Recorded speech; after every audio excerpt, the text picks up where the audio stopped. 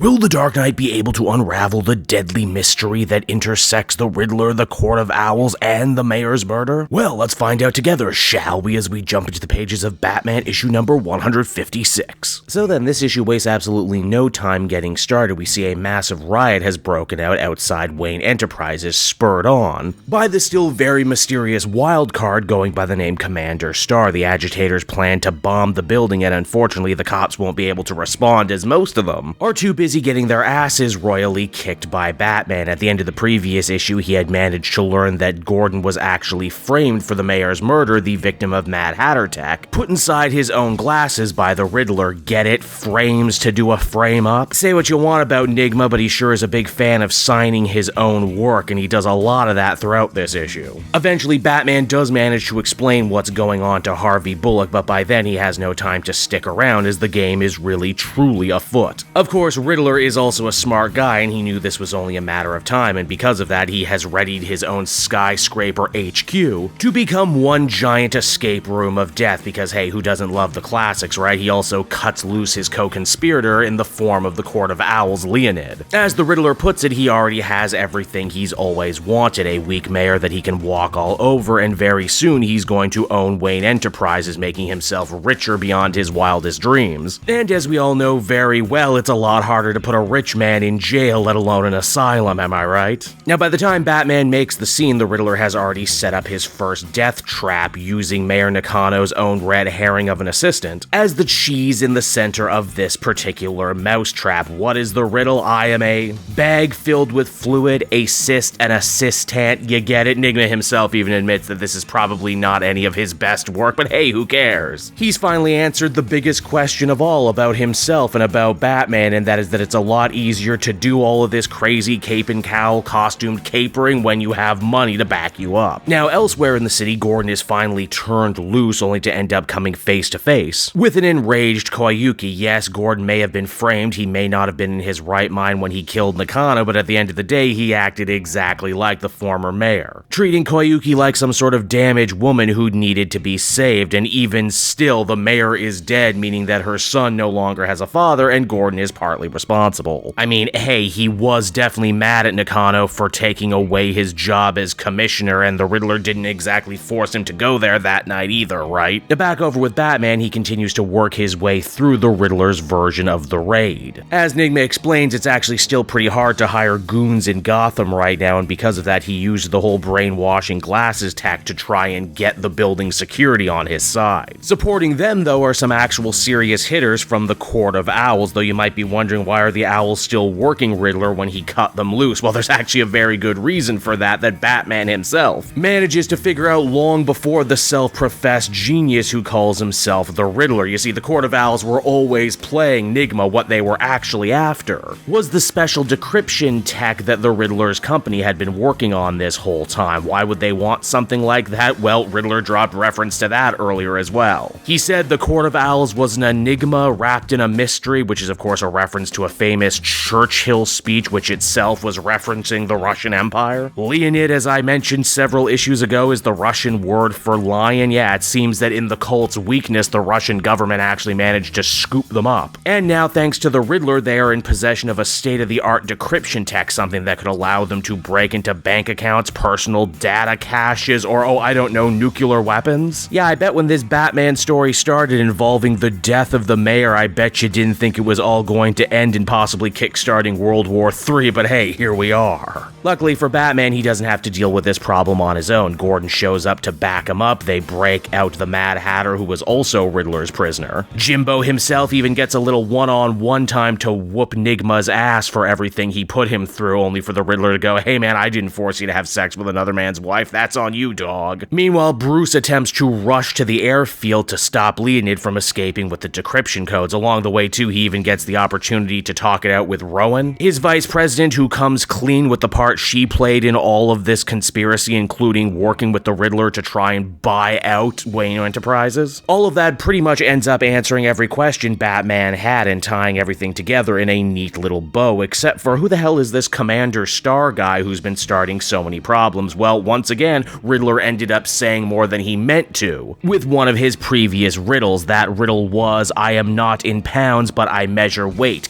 kilograms, kg. Beauty's love, who was of course the Beast, KG Beast. Yes, that's right, one of Russia's greatest assassins, hired by Leonid to sow seeds of destruction in Gotham, and keep Batman distracted from what was really going on this whole time with the Riddler, meaning that as the comic comes to a close, the Dark Knight has to stop a world war from breaking out and also save his city from burning to the ground in an anti-Wayne Enterprises fervor. And so that was Batman issue number 156, everybody, and I really gotta take my hat off to Chip Zdarsky on this one. We've only begun this brand new year, and right away, I think he managed to do the impossible, actually tell a new interesting Riddler story that I cared about. Oh sure, the riddles weren't complex, but they didn't have to be. In fact, this story goes out of its way to say the riddles in a Riddler story never have to be hard, they just have to be thematic. Hell, I never thought I would be excited to see KG Beast again, but hey, give it to Chip Zdarsky for helping reheat this villain in desperate need of reheating by just basically giving him a brand new costume to wear. It's also kind of wild too to think that this is the penultimate issue in this Chip Zdarsky series, because once this is done, we're going to be getting that big long Hush sequel. So I guess it really shouldn't come as a surprise at all that this issue and really this arc in general is going for broke and leaving it all out there on the field because, well, I don't know when we're gonna get another Chip Zdarsky Batman story. Overall, I think I feel comfortable giving this one a 9 out of 10. I dare say I've actually probably enjoyed this story and this arc more than any other story in this Chip Zdarsky series. It just feels like the sort of Batman story that's in short supply, especially in the main book, one that's actually built around mystery and intrigue. One where classic villains like the Riddler are free to, well, be classic villains with all their old school gimmickry and not have to update themselves too hard or go overly dark to up the stakes.